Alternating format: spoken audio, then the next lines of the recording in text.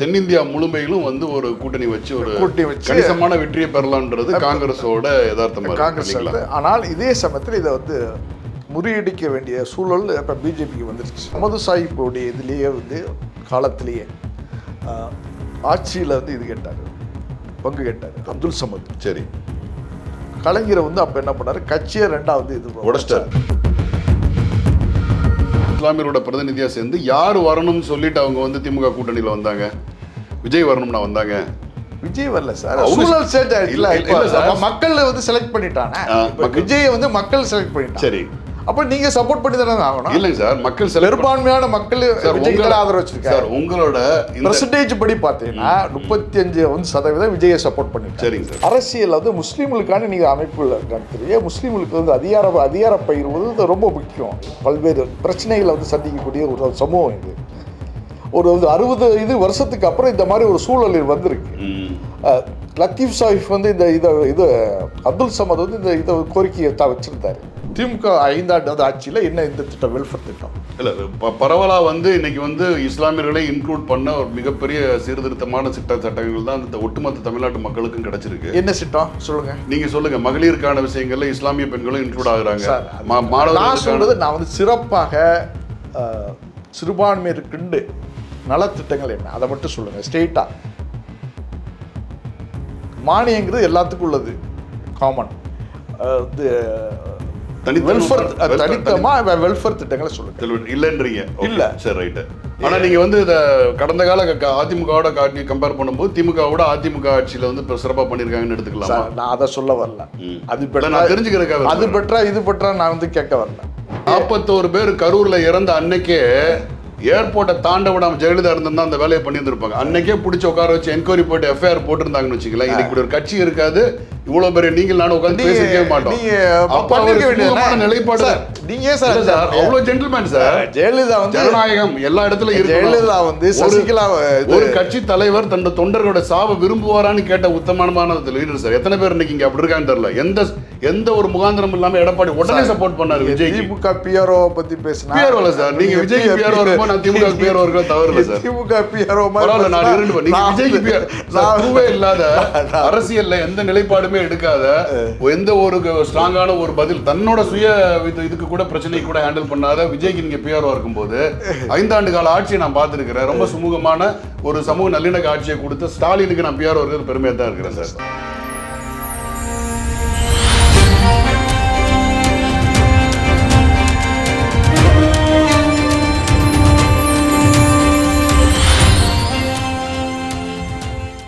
வணக்கம். இன்று நம்மோடு இணைந்திருப்பவர் பத்திரிகையாளர் புதுமடம் ஜாஃபர் அவர்கள். அவரை நம்ம சேனலுக்கு வரவேற்கிறோம். வணக்கம். வணக்கம். ஒவ்வொரு காலை பொழுதும் வந்து ஒரு பிரேக்கிங் நியூஸ், ஒவ்வொரு மாலை பொழுதும் அதுக்கு எதிர்மாறான ஒரு பிரேக்கிங் நியூஸ். பல யூகங்கள், பெரும்பான்மையான இடத்துல தாவேக்கா வந்தாலும் இன்னைக்கு ஆட்சி அமைக்கிறதுல பெரிய சிக்கல் இருக்கு. ரொம்ப எளிதா வந்து அவர் ஆட்சி அமைச்சிடலாம் அப்படின்னு சொல்லிட்டு தாவேக்கா சூழல்ல முடியல.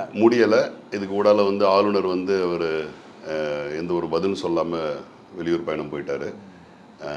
ஒவ்வொரு விதமான களச்சூழல்கள் இருக்கு. ஃபர்ஸ்ட் வந்து தாவேக்கா 108 இடத்தை வென்ற உடனே செக்குலர் அமைப்புகளை தான் அவங்க வந்து அப்ரோச் பண்ணாங்க.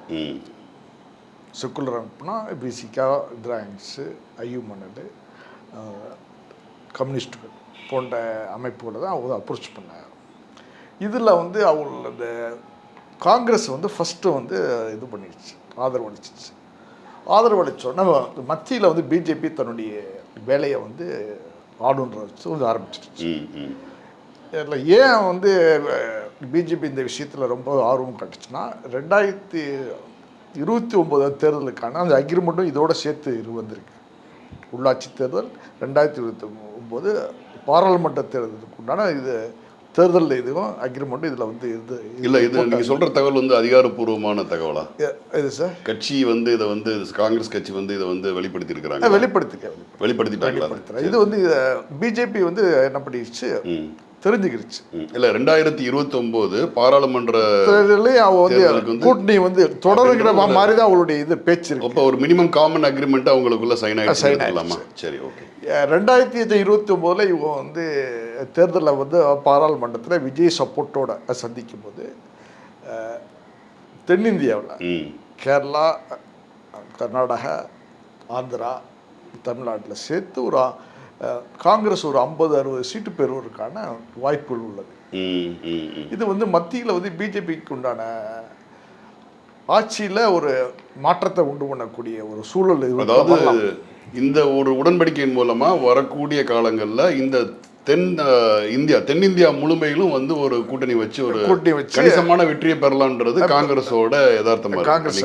ஆனால் இதே சமயத்தில் இதை வந்து முறியடிக்க வேண்டிய சூழல் இப்போ பிஜேபிக்கு வந்துருச்சு. சரி, இந்த ஆட்சியை சக்ஸஸ்ஃபுல்லாக இது இப்போ ஃபார்ம் பண்ணிட்டாங்கன்னா 2029 தேர்தலில் பிஜேபிக்கு அது பெரிய இடைஞ்சலாக இருக்கும் கண்டிப்பாக.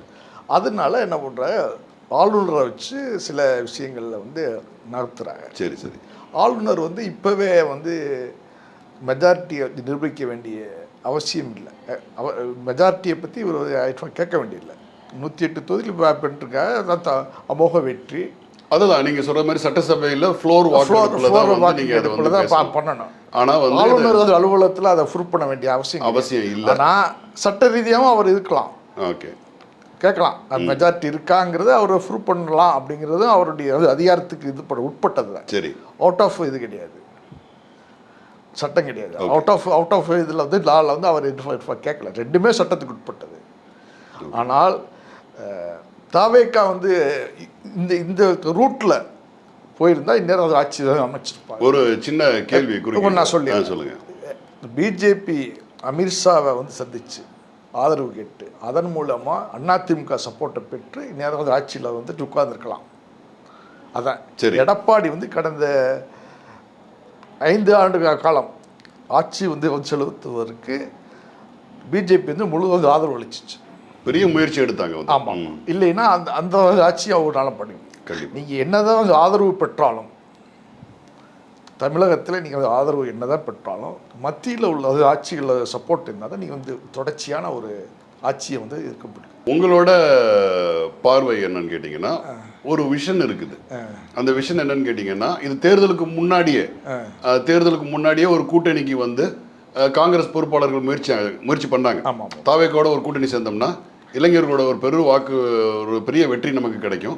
அதோட தொடர்ச்சியாக நம்ம பாராளுமன்ற வரைக்கும், நம்ம அடுத்த வரக்கூடிய தேர்தல் வரைக்கும் நம்ம பயணிக்கலான்றது ஒரு நிலைப்பாடு இருந்தது. அதுக்கடுத்து தேர்தல் கூட்டணி வந்து திமுகவுடன் அமைஞ்சது. அதுக்கடுத்து அவங்க வந்து பெரிய தோல்வியை சந்திச்சாங்க. எல்லாம் ரைட்டு. விஷன் வந்து உங்களுக்கு சரியா இருக்கு. இப்போ நான் என்ன சொல்றேன், நடைமுறை சிக்கல்னு ஒன்று இருக்குல்ல. இப்போ நடைமுறையில் விஷனுக்கு எல்லாருக்குமே கனவு இருக்கு.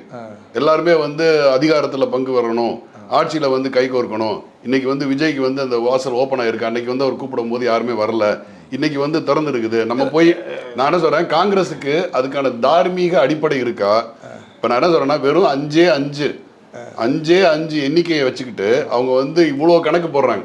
ஆட்சியில் பங்கு பெறணும், வரக்கூடிய பாராளுமன்ற தேர்தலில் வந்து தென்னிந்தியா முழுமைக்கும் நம்ம வந்து பயணிக்கலாம்னு ஒரு கணக்கு போடுறாங்களே, இதுக்கு சாத்திய கூறுகள்னு ஒன்று இருக்குதான்றது முதல்ல சாத்தியம் இருக்கு சார். நீங்கள் என்ன சாத்தியம் அது இருந்தது என்னன்னு கேட்டால், அவங்க வந்து முதல்ல விஜயோட அலைன்ஸ் வச்சுருந்தா இந்நேரம் 50 சீட்டு கூட பெற்றுக்கலாம். சில இடத்துல தேர்தல் பிரச்சாரத்தில் விஜய் என்ன சொல்லியிருக்காருன்னா, காங்கிரஸ்காரர் எங்களை வந்து மறைமுகமாக வந்து இருக்காருன்னு சொல்லியிருக்காரு, சப்போர்ட் பண்ணுறான்னு சில தேர்தல் பிரச்சாரத்தில் வந்து சொல்லியிருக்காரு. இல்லை, பல நிலைப்பாடுகள் நம்ம பார்க்கலாம். அது கரூர் சம்பவமாக இருக்கட்டும், ஜனநாயகன் படம் ரிலீஸ் ஆன போது எல்லாமே எல்லா காலகட்டத்திலையும் காங்கிரஸ் தலைவர் வந்து சில இது பண்ணாரு. நான் அதை பற்றி நான் கேட்கவே இல்லை. அப்படி ஒரு விஷயம் இருந்ததுன்னா நீங்கள் தேர்தலுக்கு முன்னாடியே வந்து ஒரு பெரிய ஒரு அருமையான ஒரு எந்த நிர்பந்தமும் இல்லை திமுகவோட தான் சேர்ந்து பயணிக்கணும்னு சொல்லி. நீங்கள் இன்னைக்கு திமுக வந்து பெரும்பான்மையாக பெறலை, தாவேக்கா வந்து இன்னைக்கு பெரும்பான்மையா பெற்றுச்சுன்னு சொல்லி ஒரு சந்தர்ப்பவாத அடிப்படையில் இன்னைக்கு அதுதான் பரவலா பேசப்படுது.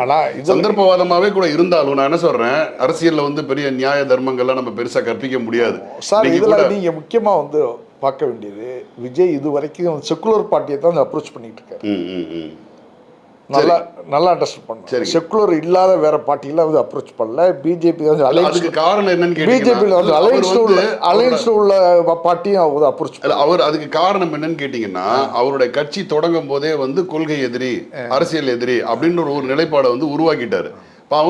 அவங்க அந்த நேரடியா போய் அவங்க கிட்ட போய் அப்ரோச் பண்ண முடியாது. வரவேற்க வேண்டிய விஷயம் தானே. மிச்சம் இருக்கிறது இல்ல, கட்டாயம்ன்ற நான் உங்களுக்கு அதுதான் கட்டாயம்ன்ற உங்களுக்கு ஆப்ஷன் இல்லைன்னு நான் சொல்ல வரேன். நான் இப்ப நீங்க உங்களுக்கு வந்து இன்னைக்கு தமிழ்நாட்டில் வந்து விசிகாவையும் இடதுசாரிகளையும் நீங்க வந்து அணுகிறது இப்போ நீங்க போய் வந்து முறைப்படி வந்து லெட்டர் கொடுத்துருக்குறாங்க. ஐயுஎம்எலுக்கு லெட்டர் கொடுத்தாங்க. அவங்க வந்து நிலைப்பாடு தன்னோட நிலைப்பாடு சொல்லிட்டாங்க. இல்ல நான் வந்து ஐயுஎம்எல் செய்யறது மிகப்பெரிய இல்ல நம்ம அடுத்ததுக்கு வரேன். நான் ஐயுஎம்எல் சந்திச்சாங்க, சிபிஐ சிபிஎம் சந்திச்சிருக்கிறாங்க, விசிகாவுக்கு லெட்டர் அனுப்பியிருக்கிறாங்க. இது வந்து அவங்க வந்து இப்போ கட்டாயம் பண்ணியே ஆக வேண்டிய ஒரு இது. இந்த நேரத்தில் போய் அவங்க கிட்ட போய் நேரடியாக பிஜேபிக்கும் போக முடியாது. பிஜேபிக்கு ஆஃப்கோர்ஸ் எண்ணிக்கை இல்லை. நேரடியாக போய் அதிமுக போய் கேட்க முடியாது, நேரடியாக ஏடிஎம் கிட்டையும் கேட்க முடியாது. சரிங்களா? அப்போ அவங்களுக்கு ஒரு கட்டாயம் இருக்குது. நான் என்ன சொல்கிறேன்னா, காங்கிரஸோட பாயிண்ட் ஆஃப் வியூவில் இருந்தார். காங்கிரஸ் எந்த அடிப்படையில் வெறும் 5 சீட்டை வச்சுக்கிட்டு எந்த அடிப்படையில் இவ்வளோ பெரிய விஷனுக்கு அவங்க தயாரானாங்க? இல்லை சார், அடிப்படையெல்லாம் அவளுக்கு பேஸ் இருக்குது. அது ஆல் இந்தியா பார்ட்டி. இல்லை நீங்கள் சொல்கிறது வரக்கூடிய பாராளுமன்ற தேர்தல்லையோ அதை பற்றி கேட்கல சார். நான் கேட்க வர்றது இன்னைக்கு ஆட்சி அமைக்கணும். காங்கிரஸ் வந்து 5 தொகுதியில் வந்து வெற்றி பெற்றிருக்காங்க. எந்த ஒரு இது இல்லாமல் நீங்கள் சொன்னது மாதிரி ஒரு மினிமம் ஏதோ ஒரு அஜெண்டா அவங்க வந்து சொல்லியிருப்பாங்க. இந்த மாதிரி மதவாத சக்திகளோட நீங்கள் இருக்கக்கூடாது அப்படின்னு சொல்லிட்டு ஒரு மினிமம் காமன் அஜெண்டாவில் வந்து சைன் பண்ணிட்டாங்க. இப்போ ஃபார்மேஷனுக்கு வாங்க. நான் கேட்குறது வந்து ஃபியூச்சரை பற்றி கேட்கவே இல்லை. ஃபார்மேஷன் இப்போ எப்படி வந்து இவங்க வந்து சட்டசபையில் ஆட்சி அமைக்க போகிறாங்க, எப்படி சபாநாயகர் தேர்தல் எப்படி எடுக்க போகிறாங்க. அப்போ காங்கிரஸ்க்கு ஒரு கணக்கு இருக்கும்ல. ஆமாம். காங்கிரஸ் அது என்ன கணக்குன்னு நான் கேட்குறேன். காங்கிரஸ் கணக்கு தான் ஃபியூச்சர் இல்லை சார். இப்போ ஆட்சி அமைக்கணும் சார். ஃபியூச்சர்ல நீங்க கண்டிப்பா வர்றீங்கன்னு கம்யூனிஸ்டுகள் கண்டிப்பா கம்யூனிஸ்டுகள் வந்துருவாங்க. சரி, விடுதலை சிறுத்தையும் வந்துரும். அப்ப வந்து காங்கிரஸ் ஐயுமோனல் கூட வாதத்துக்கான எல்லா வாய்ப்புகளும் உள்ள. அப்ப இது வந்து ஏற்கனவே ஐயுமோனலுக்கு என்ன காரணம் கேட்டா, சமது சாஹிப்புடைய இதுலயே வந்து காலத்திலேயே ஆட்சியில் வந்து இது கேட்டார், பங்கு கேட்டார் அப்துல் சமது. சரி, கலைஞரை வந்து அப்போ என்ன பண்ணார், கட்சியை ரெண்டாவது இது உடைச்சிட்டார். அப்துல் லத்தீப் தலைமையில் ஒரு கட்சி சமது சாஹிப். ஓகே, இது வந்து ஐயுமோனலுக்கு இது இப்போதைய இன்றைய இது கிடையாது, கோரிக்கை கிடையாது, நீண்ட நாள். அப்போ நம்ம இப்படி எடுத்துக்கலாமா? காங்கிரஸ் வந்து கண்டிப்பாக வந்து பெரிய பாரம்பரிய அரசியல் அனுபவம் உள்ள கட்சி. தடாலடியாக வெறும் அந்த 5 எண்ணிக்கையை வச்சு ஆதரவு கொடுத்துருக்க வாய்ப்பு இல்லை. நீங்க சொல்ற மாதிரி இடதுசாரிகள், விசிகா, ஐஎம்எல் இவங்கெல்லாம் ஒருங்கிணைச்சு ஒரு மார்ஜினால ஒரு அரசுக்கு ஃபார்மேஷன் அந்த கணக்கு சரியா வந்ததுனால தான் அவங்க வந்து ஆதரவு கொடுத்துருக்காங்கன்னு எடுத்துக்கலாம். அப்ப வந்து இது வந்து திமுகவுக்கு எதிர்நிலையில இந்த கூட்டணி கட்சிகள்லாம் போயிருச்சுன்னு நம்ம ஒரு முடிவுக்கு வந்துக்கலாமா? எதிர்நிலை கிடையாது சார், அரசியல் என்ன இருக்கு சார்? இல்ல அப்ப திமுகவோட கிவ் அண்ட் டேக் தான். இப்போ முஸ்லீம் லீக்குக்கு 2 சீட் தந்தாங்க. சரி, ஆனா முஸ்லீம்கள்னால தான் பல தொகுதியில் வந்து திமுக வந்து ஜெயிச்சிருக்கு. சரி, உதாரணமாக சென்னையில் சேப்பாக்கம் அண்ட் இது ஹார்பர். அதே மாதிரி தமிழ்நாடு ஃபுல்லாக ஒரு 30 தொகுதியில் முஸ்லீம்கள்னால தான் ஜெயிச்சிருக்கு. ஓகே, கிளைம் பண்ணுறதுக்கு அது முஸ்லீமுக்கு அது ஒன்றும் பெரிய விஷயம் கிடையாது. ஓகே, 2 சீட்டு தான் தந்திருக்கேன். ஓகே, 3 சீட்டு எப்போ தர வேண்டியதில் 2 சீட்டை தந்திருக்கேன். முஸ்லீமுக்கு இவ்வளோ தூரம் வந்து விசுவாசங்கிறத வந்து சொல்ல வேண்டியது. உங்களால் ஏற்றுக்கிற முடியும்.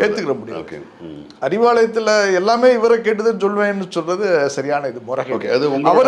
அவர் உங்களோட நிலைப்பாடு அதுவா இருக்கு. அவர் வந்து இந்த கூட்டணி காதர் மீதேன் சார் மாமாக்கா கேளுங்க, காதர் மீது முஸ்லீம்களுக்காண்டி கட்சி நடத்துறாரா திமுக இது கட்சி? நான் உங்களுக்கு சொல்றேன். நான் இப்போ வந்து நான் என்னோட கேள்வி என்னன்னு கேட்டீங்கன்னா,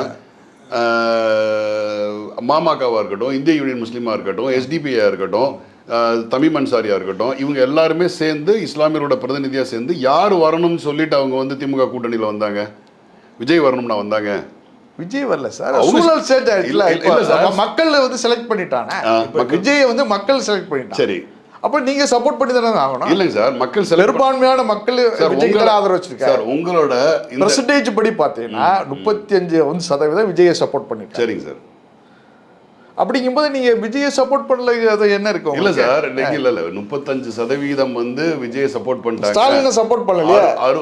65% வந்து சப்போர்ட் பண்ணல. நீங்க உங்க கணக்கு படி பாத்தீங்கன்னா 35% சப்போர்ட் பண்ணாங்க, 65% வந்து விஜய் சப்போர்ட் பண்ணல.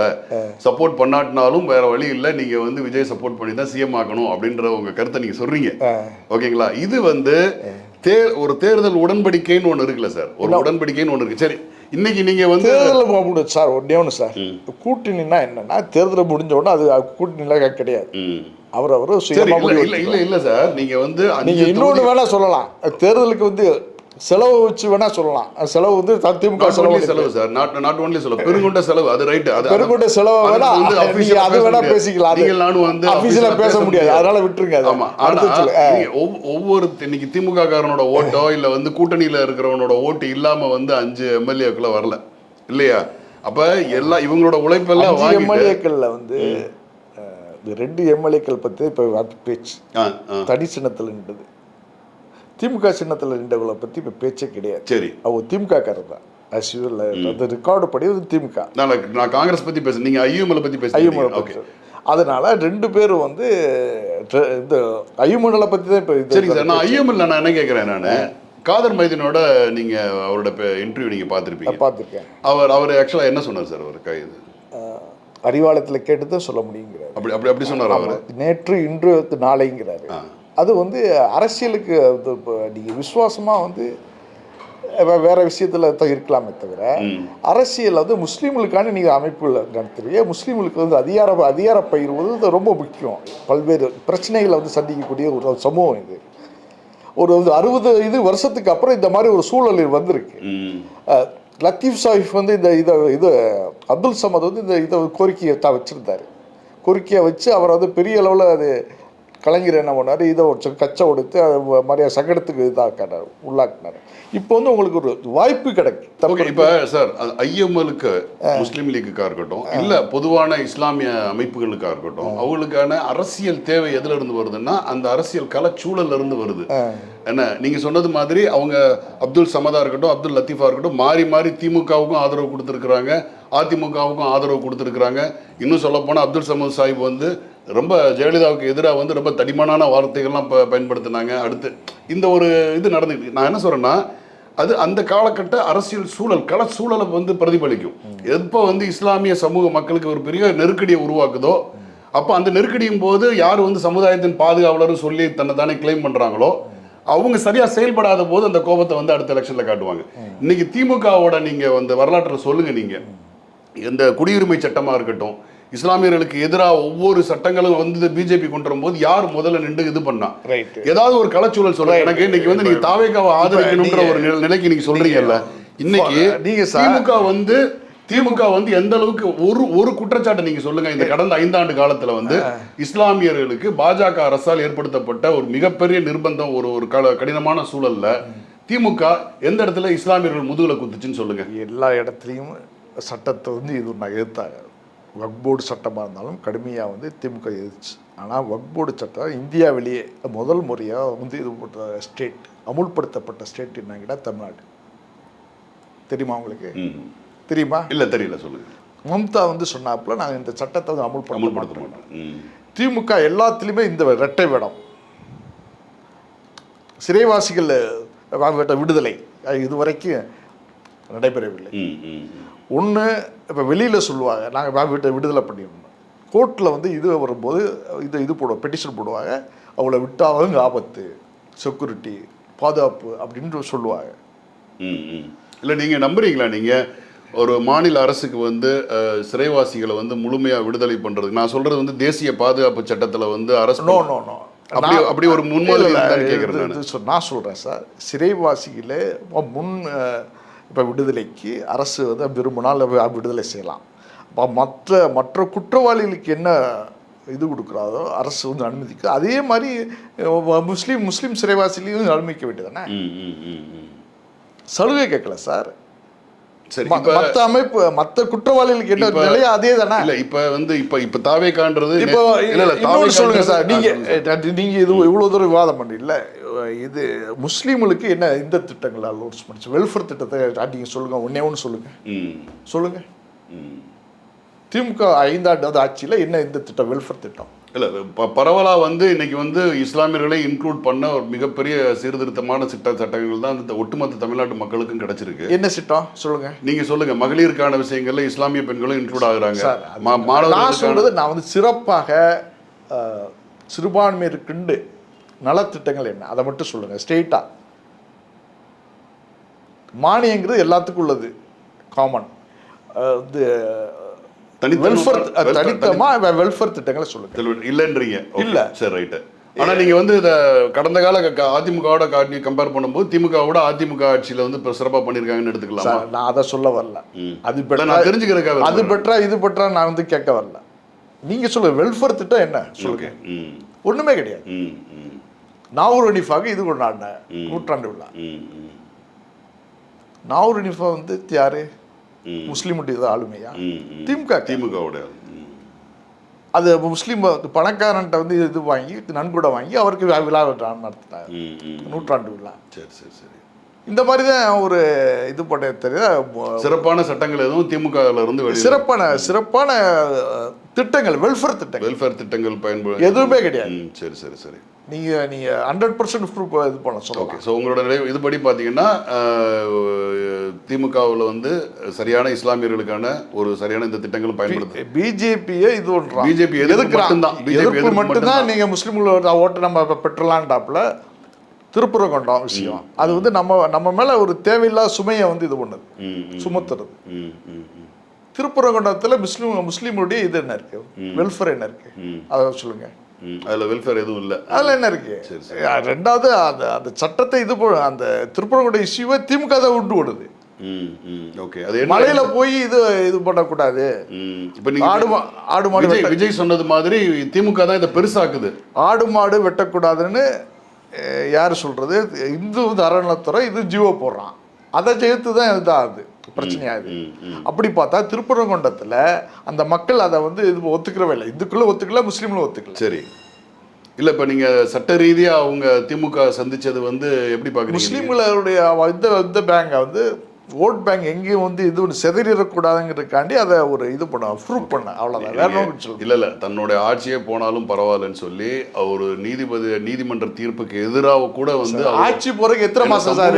இல்லை சமூக நல்லிணக்கம் தான் முக்கியம் அப்படின்னு சொல்லி ஒரு போல்டான எடுத்த ஒரு சமூக நல்லிணக்கம் எப்படி சொல்றீங்கன்னா அது சிறுபான்மையோட ஓட்டுக்காக, நலனுக்காக. அப்ப நீங்க எந்த நலன் திட்டங்கள் பண்ணாலும் நீங்க அதை தான் சொல்லுவீங்க. இல்ல, அது வந்து எனக்கு என்னுடைய வெல்ஃபேருக்கு என்ன சார் இருக்கு? சரி, அது பாதுகாப்பு, இஸ்லாமியரோட என்ன பாதுகாப்பு இருக்கு இல்லையா?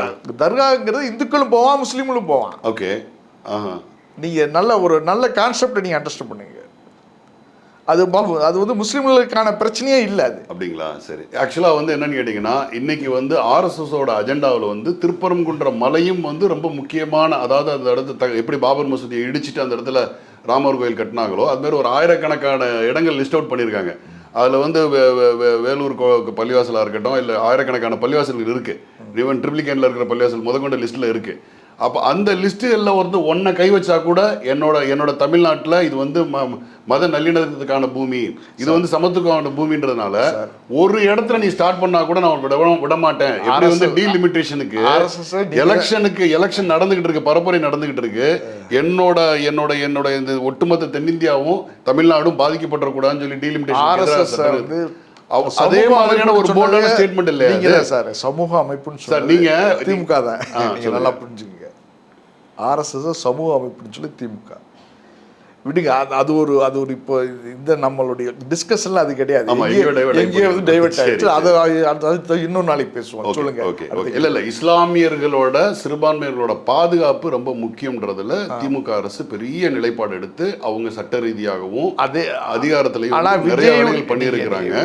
இப்ப விஜய் அப்படின்றவரு யாருனாலையுமே வந்து நான் என்ன சொல்றேன், விஜய்ன்றவரு யாருனாலையும் புரிந்து கொள்ளப்பட முடியாத இன்னும் இல்லைங்க. இன்னைக்கு விசிகா கம்யூனிஸ்டுகளோட தயக்கம் என்ன? ஏன் நேரடி ஆதரவு கொடுக்கக்கூடாது? காங்கிரஸ் போய் ஆதரவு கொடுத்துட்டாங்க, ஏன் நேரடி ஆதரவு கொடுக்கக்கூடாது? என்ன தயக்கம் இருக்கு அவங்களுக்கு? என்ன தயக்கம் இருக்க முடியும்?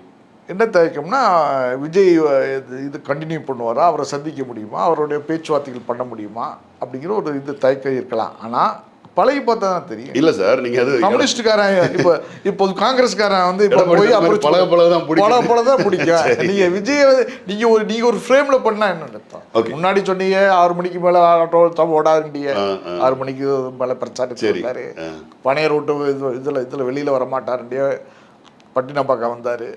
என்ன நீங்களாம் கற்பனையில நீங்க மீடியா குண்டாசா வச்சு கிலோமீட்டர்ல முன்னேறி வர்றாரு. அது பெரிய மாற்றமா பாக்குறீங்க. திமுக வந்து மீடியா ஆட்களை வச்சுக்கிட்டு குண்டாசா வச்சுக்கிட்டு அவர் மேல விஜய் மேல அவதூறுகள் இல்ல இணையதள இல்ல இப்ப கூட வந்து கேட்டகரியை உண்டு திமுக இல்ல சார். இப்ப கூட வந்து ஆளுநர் வந்து அவருக்கு பதவி பிரமாணம் பண்ணல, அதுக்கும் திமுக தானே காரணம்? இருக்கலாம் சார், இருக்கலாமா? அப்ப மறைமுகமா இருக்கு சார். இப்ப நீங்க வந்து உங்க கோட்பாடு சதி கோட்பாட்டுக்கு எல்லாம் போகுது. பிஜேபி வந்து எதிர்கட்சியில போய் நான் அழகா உட்காந்துக்கிறேன்னு சொன்னதுக்கு சார் எல்லாத்துக்குமே, அதாவது திமுக வந்து ஒரு சுமூகமான சூழல்ல எட்டணும்னு நினைச்சுச்சுன்னா விசிகா இவங்களெல்லாம் போய் சப்போர்ட் பண்ண மதச்சார்பின்மை 41 பேர் கரூர்ல இறந்த அன்னைக்கே ஏர்போர்ட்டை தாண்ட விடாம ஜெயலலிதா இருந்தா அந்த வேலையை பண்ணியிருந்திருப்பாங்க. அன்னைக்கே பிடிச்சி உட்கார வச்சு என்கொயரி போட்டு எஃப்ஐஆர் போட்டிருந்தாங்கன்னு வச்சுக்கலாம், இன்னைக்கு இப்படி ஒரு கட்சி இருக்காது. இவ்வளவு பெரிய நீங்கள் நானும் உட்காந்து பேசிக்கவே மாட்டோம். நிலைப்பாடு நீங்க சார் அவ்வளவு ஜென்டில்மேன் சார். ஜெயலலிதா வந்து ஜனநாயகம் எல்லா இடத்துலயும் இருக்கு. ஜெயலலிதா வந்து சசிகலா ஒரு கட்சி தலைவர் தன்னோட தொண்டர்களோட சாவை விரும்புவாரான்னு கேட்ட உத்தமமான லீடர் சார். எத்தனை பேர் இன்னைக்கு இங்க அப்படி இருக்கான்னு தெரியல. எந்த ஒரு முகாந்திரம் இல்லாம எடப்பாடி உடனே சப்போர்ட் பண்ணாரு. விஜய் திமுக பிஆர்ஓ பத்தி பேசினா பிஆர்ஓ சார், நீங்க விஜய் பிஆர்ஓ இருக்கும்போது நான் திமுக பிஆர்ஓ இருக்க தவறு சார். திமுக பிஆர்ஓ பரவாயில்ல, நான் இரண்டு நீங்க விஜய் பிஆர்ஓவே இல்லாத அரசியல்ல எந்த நிலைப்பாடுமே எடுக்காத எந்த ஒரு ஸ்ட்ராங்கான ஒரு பதில் தன்னோட சுய இதுக்கு கூட பிரச்சனை கூட ஹேண்டில் பண்ணாத விஜய்க்கு நீங்க பிஆர்ஓ இருக்கும்போது 5 ஆண்டு கால ஆட்சியை நான் பார்த்திருக்கிறேன். ரொம்ப சுமூகமான ஒரு சமூக நல்லிணக்க ஆட்சியை கொடுத்த ஸ்டாலினுக்கு நான் பிஆர்ஓ இருக்கிறது பெருமையா தான் இருக்கிறேன் சார். ஸ்டாலின் பிஆர்ஓ தான் நீங்க இவ்வளவு தூரம் இருக்கு குளத்துல தோத்துருக்க மாட்டாரு. குளத்துல இல்ல, அதுவே ஒரு பெரிய சந்தேகத்திற்கான ஒரு விஷயம் தான். எல்லாத்தையும் சந்தேகப்படாது சார், பண்ணித்தானே சார் ஆகணும். சரி, சார் இழந்திருக்கதை வந்து 5 ஆண்டு வந்து காலம் வந்து ஆட்சியில் கொடூரமான சூழல், போதை வஸ்துக்கள் ரொம்ப அதிகம், கட்ட பஞ்சாயம், சட்ட ஒழுங்கே கிடையாது, நடுத்தர பீப்புளை வந்து கொடூரமாக வந்து அட்டாக் பண்ணியிருக்கு இந்த ஆட்சி. ஏழைகளுக்கு நீ வந்து 1000 ரூபா கொடுத்துருக்கிய, எல்லாம் கொடுத்துருக்கிய, காசு கொடுத்துருக்க. இன்னொரு செக்டரை வந்து அரசு மறந்துடுச்சு, நடுத்தர வர்க்கத்தை. வாடகை வீடு வந்து இப்போ கடுமையாக வந்து உயர்த்தப்பட்டு, அதுக்கு காரணம் சொத்து வரி. ஓகே, இந்த மாதிரி வந்து ஒரு செக்டரை வந்து திமுக கண்டுகொள்ளவே இல்லை. அது எந்த செக்டர்னு நினைக்கிறீங்க நீங்கள்? நடுத்தர வர்க்கம். நடுத்தர வர்க்கத்தை கைவிட்டாங்களா? கைவிட்டாங்க. ஒரு பொருளாதாரத்தில் ரொம்ப பின்தங்கிய மக்களை ஓரளவு மானியங்கள் இணையங்கள் கொடுத்து வச்சுருந்தாங்க. நடுத்தர வர்க்கத்தை கண்டுக்கிறவே இல்லை. எல்லாமே வந்து சோசியல் மீடியாவை வச்சு நம்ம வந்து ஆட்சி இது பண்ணலாம், விளம்பரத்தை வச்சு திரும்பவும் ஆட்சிக்கு வந்துடலாங்கிற ஒரு மிதப்பு, அதான் ஃபெயிலியருக்கு காரணம். Okay okay. இல்லை, இவ்வளோ பெரிய அதாவது ஆட்சியாளர்கள் மேலே, திமுக ஆட்சி மேலே இவ்வளோ பெரிய எதிர்ப்புகள் இருந்திருந்தால் அது வந்து ப்ரீ போலிங்கில் காமிச்சிருக்கும், எக்ஸிட் போலில் காமிச்சிருக்கும். அது வந்து ஒரு மிகப்பெரிய அலையை உருவாக்கியிருக்கும். எதிர்ப்பு அலையை வந்து பரவாயில்ல. அப்படியே தான் நீங்கள் தான் உணர்ந்தீங்களா? நீங்கள் அந்த எதிர்ப்பு அலையை உணர்ந்தீங்களா? நான் உணர்ந்த முதல் பேட்டியில் சொன்னேன். ஏன்னா இது அதனால என்ன, எல்லா கருத்து கணிப்புகளும் சொன்னது, ஒரு பேட்டியில சொன்னா எல்லா கருத்து கணிப்பு, எல்லா அரசியல் ஆய்வாளரும் சொன்னது, இந்த ஆட்சியில பெரிய எதிர்ப்பு எதுவுமே எல்லா பேனாக்களையும் ஒரு சில ஒரு பேனா வந்து கண்ட்ரோல் பண்ணிடுச்சு. ஓ, அந்த பெண்ணுன்றீங்க? பெண். ஓகே. எல்லா பேனாக்களையும் ஒரு பேனா கண்ட்ரோல். ஓகே. அது வந்து சுதந்திரத்தை ஜனநாயக நாட்டில் பெரிய அவ்வளோ பெரிய அதிகாரம் கொடுக்கப்பட்டிருந்ததா? அந்த ஒரு பேனா வந்து எல்லா பேனாக்கும் வந்து இது ஊத்திருக்கு, மை ஊத்திருச்சு. சரி சரி. என்ன, அந்த விசுவாசத்துல சில பேனாக்கள் எப்படி 90 காலகட்டத்தில் ஜெயலலிதா சசிகலா ஒரு பெரிய இறுக்கமான ஒரு ஆட்சியை கொண்டு வந்தாங்க, அது மாதிரியான ஆட்சியை கொண்டு வந்தாரா? அப்படி ஒரு மிரட்டல் கிடையாது, சரியான இது. சரி சரி. இது கொடுத்து பேமெண்ட் கொடுத்து கவனிப்பு கொடுத்து அந்த பேனாக்களை வந்து கண்ட்ரோல் பண்ணிடுச்சு. ஓகே. இது நான் ஒரு சின்ன குறுக்கீடு. தேசிய அளவில் வந்து இன்னைக்கு எல்லா மெயின் ஸ்ட்ரீம் மீடியாவும் யாரோட கையில் இருக்குன்றது வெளிப்படையாக இல்லாத, எல்லாமே வந்து பாஜகவோட கையில் தான் இருக்கு.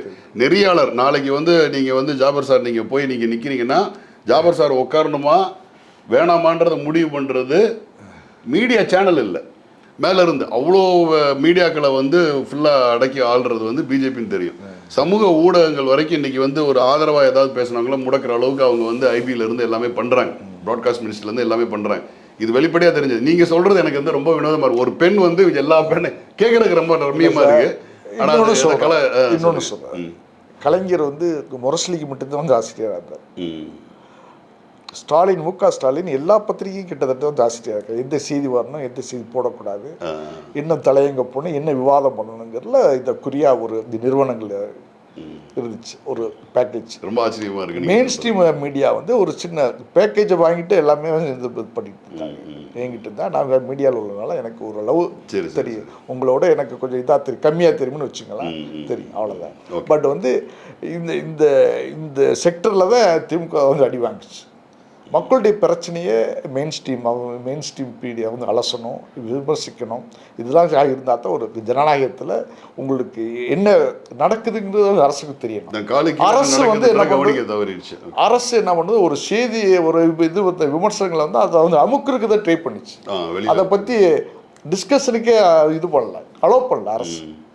அதை எப்படா அமுக்கிறது, அது அந்த செய்திகள் இல்லாமல் இருக்கிறது, விளம்பரங்கள் பண்ணுறது, முதல்ல விளம்பரம், பேர் வைக்கிறது, நல்லா வைக்கிறது, சாதனைகளை சொல்றதுல சாதனைகளை விளம்பரப்படுத்துறது நல்லது தானே சார். இன்னைக்கு கூட சொல்லியிருக்கிறாரு பேர் வைக்கல விஜய், நீங்க நாளைக்கு ஆட்சி வந்தா கூட நம்ம ஒரு குறைந்தபட்சமா வந்து நாங்க கொடுத்த நலத்திட்டங்களை வந்து கை வைக்காதீங்க அப்படின்னு சொல்லி ஒரு சில நலத்திட்டங்கள் எல்லாம் சொல்லியே சொல்றாங்க. இது வந்து நீங்களும் பண்ணணும்ன்றது தான் அவர் சொல்றாரு. எந்த வகையில நீங்க வந்து அரசியல் காழ்ப்புணர்ச்சிக்காக வந்து 1000 ரூபாய் கொடுத்தாரு, அவர் 2000 ரூபாய் தரங்கிறாருல்ல, இவர் ஏன் வந்து 1000 ரூபாயை நீங்க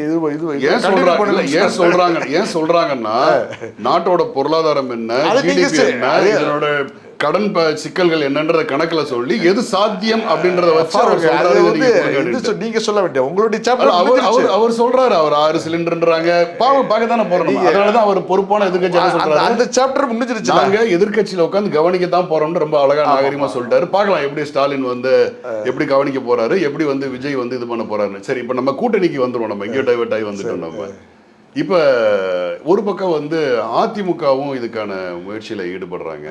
அதுக்கு வந்து திமுக வந்து சப்போர்ட்டா இருக்கு.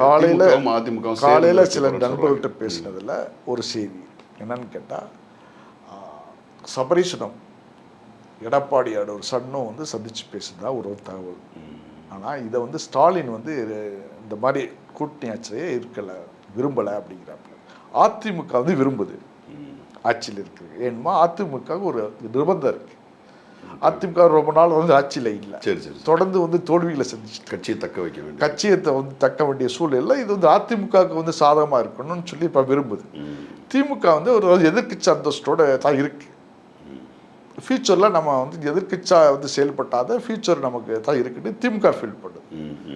அதனால இந்த அப்ப நீங்க சொல்ற தாவேகா பிளஸ் வந்து ஏடிஎம்கேன்னு ஒரு கூட்டணியில வந்து ஆட்சி அமைக்க வாய்ப்பு இருக்கு. ஏடிஎம்கே வந்து ஸ்டேட்டா சப்போர்ட் பண்ணுமான்னு வந்து தகவல்களை தெரியல. ஓகே, இந்த சிவி சண்முகம் போன்ற ஆட்கள் ஏதோ ஒரு அணியை வச்சிருக்காப்பல் இருக்கு.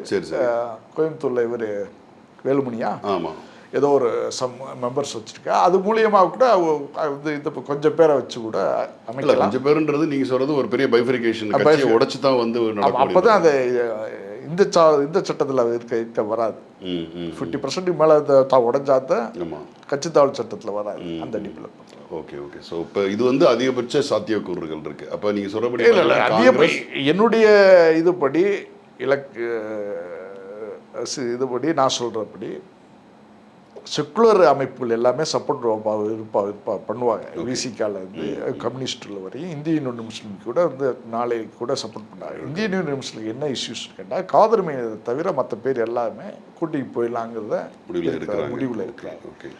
காதர் மைதன் மட்டும்தான் கொஞ்சம் தயக்கத்தில் வந்து இருக்கிறாரு. அது கூட இன்னைக்கு நாளைக்குள்ளே வந்து இதாக சரியாயிடும். சரி சரி சரி, சரியாகி எல்லாருமே விஜயை சப்போர்ட் பண்ணிடுவாங்க. அந்த அணியில் உள்ள ஆட்கள் சப்போர்ட் பண்ணானா விஜய் வந்து ஆட்சி அமைச்சிடுறாரு. ஓகே, அதிமுக வந்து அப்படியே விட்டுடலாம், அது ஒன்றும் இது இஷ்யூ இல்லைன்னு விட்டுலாம். இதைத்தான் அவர் வந்து விரும்புகிறாரு. அவர் டே 1ல இருந்து இதைத்தான் வந்து ஸ்டார்ட் பண்ணார். செக்குலர் அமைப்புகளை தான் அப்ரோச் பண்ணார். ஓகே, இப்போ நீங்கள் சொல்கிற கணக்குப்படி பார்த்தீங்கன்னா அதிமுகவிலிருந்து ஒரு சிறு குழு, ஒரு சிறு எண்ணிக்கையும், மற்றபடி இங்கே இருக்கக்கூடிய செக்குலர் அமைப்புகள் எல்லாமே சேர்ந்து இந்த செக்குலர் அமைப்பு வந்தாலும் அவங்களுடைய இது தான் தேவையில்லையா? அதிமுக இது தேவை இல்லை. செக்குலர்கள் அமைப்பு வந்தாலுமே உங்களுக்கு ரொம்ப நெருக்கடியான ஒரு மார்ஜினலைஸ்டு கவர்மெண்ட் தான் ஃபார்ம் ஆகும். அப்புறம் ஒரு பெரிய மைனாரிட்டி கவர்மெண்ட்ன்ற அந்த ஒரு எந்த நேரத்தில் எங்கேருந்து எப்படி பிட்டுட்டு போவாங்கன்னு தெரியாது. டிமாண்டுகள் அதிகமாகும். அப்போ மறுபடியும் அது வந்து ஒரு இன்னொரு எலெக்ஷனை நோக்கியோ இல்லை மறுபடியும் ஒரு ஆளுநர் ஆட்சியை நோக்கி தான் அது போக முடியாது, அந்த டைரக்ஷனு. இப்போ ஃபார் எக்ஸாம்பிள் அவங்க சபாநாயகர் தேர்தலுக்கு போகிறாங்கன்னு வச்சுங்களேன். நான் சொல்கிறேன், ஒன்று இந்த செக்குலர் அமைப்புகளை வச்சு ஆட்சி இது ஃபார்ம் பண்ணுவார், இல்லாட்டா அவருடைய எல்லா எம்எல்ஏக்களையும் ராஜினாமா பண்ண வச்சு திரும்ப தேர்தலை சந்திப்பார். மறுபடியும் ராஜினாமா செய்ய வைக்கிறது அப்படின்றது அது என்ன மாதிரியான நிலைப்பாடு உங்களுக்கு அது தெரியலையே. அது வேற ஆல்டர்னேட்டிவ் கிடையாதுல்ல. ஆல்டர்னேட்டிவ் ஏன் இல்லை? முன்னாடி எல்லாம் 8 மெம்பர்ஸ் இருக்காங்க. இல்லை, ராஜினாமா செய்கிறதுன்றது ஒரு ரொம்ப மிகப்பெரிய ரொம்ப கடினமான முடிவாக தெரியலையா? ராஜினாமா செய்கிற அளவுக்கு வேற ஆல்டர்னேட்டிவ் கிடையாது. இல்லை, இப்போ மக்கள் தீர்ப்பு ஒன்று கொடுத்துருக்காங்கன்னு சொல்கிறோம், மறுபடியும் அதை ராஜினாமா பண்ணி மக்களை போய் சந்திக்கிறோம்ன்றது அது ஒரு நெருக்கடியான சூழல் வர்றாது. அது இல்லை, வேற என்ன இருக்கு உங்களுக்கு ஆல்டர்னேட்டிவ் சொல்லுங்க. இல்லை, இப்போ நீங்கள் சொன்னது எல்லாமே ஆல்டர்னேட்டிவ் தான். நீங்கள் சொன்னது ஆல்டர்னேட்டிவ் இதெல்லாம் முடியாத பட்சத்தில் ஓகே, இந்த மாதிரி முடிவை தான் நோக்கி வந்து விஜய் வந்து செல்ல வேண்டிய சூழல் வரும். அப்படி ஒரு சூழல் வர்ற பட்சத்துக்கு அப்படி ஒரு சூழல் அமைகிற மாதிரி இருந்ததுன்னு சொன்னா அதுக்கு டிஎம்கேயும் ஏடிஎம்கேயும் வரது ஒரு கான்ஸ்பிரசியா இருக்கு, ஒரு வதந்தியா இருக்கு. அதுக்கு நாட்டோட நலன் கருதி திமுகவும் அதிமுக கூட சேர்ந்தாலும் ஆச்சரியப்படுறது நீங்க சொல்றது தவிர்க்கப்படலாம்னு சொல்ல வரேன். நீங்க சொல்றது இவர் சொன்ன கதை தான். கலைஞர் பிஜேபிக்கு இவர் வந்து சப்போர்ட் பண்ணாரு. அப்போ கூட சொன்னாரு நாட்டினுடைய நலன் கருதி தான் நான் வந்து பிஜேபியை சப்போர்ட் பண்றேன். With common minimum agenda. Common minimum கிடையாது, ஒரு கத்திரிக்காயும் கிடையாது. என்ன காமன் மினிமம் சொல்லுங்க? ஆமா, பாபர் மசூதியை இடிக்க கூடாது, நீங்க பொது சிவில் சட்டம் கொண்டு வரக்கூடாது, காஷ்மீருக்கான சிறப்பு அதிகாரத்தை பறிக்க கூடாது. நல்லா அண்டர்ஸ்டாண்ட் பண்ணு. அப்போ வந்து பிஜேபிக்கு மெஜாரிட்டி கிடையாது. ஆமா, போன பீரியட்ல இருந்த மெஜாரிட்டி அப்போ கிடையாது. அதனால வந்து பிஜேபியே அதை வந்து இது பண்ணல, அந்த அந்த விஷயத்தை முன்ன வந்து எடுக்கல, அவ்வளோதான். இவர் கலைஞர் சொல்லி காமன் புரோக்கலாம் அது வந்து உங்களோட யூகமா இருக்கலாம். ஆனா அப்படி ஒரு அஜெண்டாவை செட் பண்ணிட்டு தான் போனாங்க, அபிஷியலா செட் பண்ணிட்டு தான் அந்த அஜெண்டாவை இது வரைக்கும் இது பண்ண ரிலீஸ் பண்ணல. நீங்க இப்ப நான் இன்னொரு நீங்க சொன்ன அதே வருஷத்துல இப்ப ஜெயலலிதா வந்து அவங்களுடைய சப்போர்ட்டை வித்ட்ரால் பண்ணதுனால ஒரு ஆட்சி கவிழ்ப்பு வந்தது இல்ல, அப்படியான ஒரு ஆட்சி கவிழ்ப்பு இந்த செக்யூலர் ஃபோர்ஸ்ன்னு சொல்லக்கூடிய இந்த மைனாரிட்டியான நம்பர்ஸ் இருக்கு இல்லையா, அதை வச்சு பண்ணா அதே மாதிரியான சூழல் வந்துரும்ன்றது தான் இப்ப மக்களோட இதா இருக்கு. இப்போ நீங்கள் சொல்கிற பார்த்தீங்கன்னா கூடுதல் அதிர்ச்சியாக இருக்குது. இல்லை மொத்தமாக 108 பேரையும் நாங்கள் வந்து ரிசைன் பண்ணிவிட்டு மறுபடியும் எலெக்ஷன் சந்திப்போம் அப்படின்னு சொல்கிறதுக்கு நாடு தாங்காது. அதுக்கு இன்னைக்கு நாட்டோட சூழல் கருதி நீங்கள் வந்து ஒரு திமுகவோ அதிமுக நாடு தாங்கிறது இன்னொரு விஷயம். திமுகவும் வந்து அதிமுக தாங்காது. என்னமா இவ்வளோ பணம் செலவு பண்ண முடியாது. இனிமே அப்போ தாவேக்கா செலவு பண்ணுறதுக்கு ரெடியாக இருக்காங்க. தாவேக்கா செலவே பண்ணலையே. மதமும் கிடையாது, ஜாதியும் கிடையாது, பணமும் கிடையாது, பணமும் இல்லை, அவ்வளோதான். ஓகே ஓகே, சரி சரி. மிக்க நன்றி. இதுவரை நம்மோடு இணைந்து பல அரசியல் கருத்துக்களை சொன்னதற்கு மிக்க நன்றி. வணக்கம்.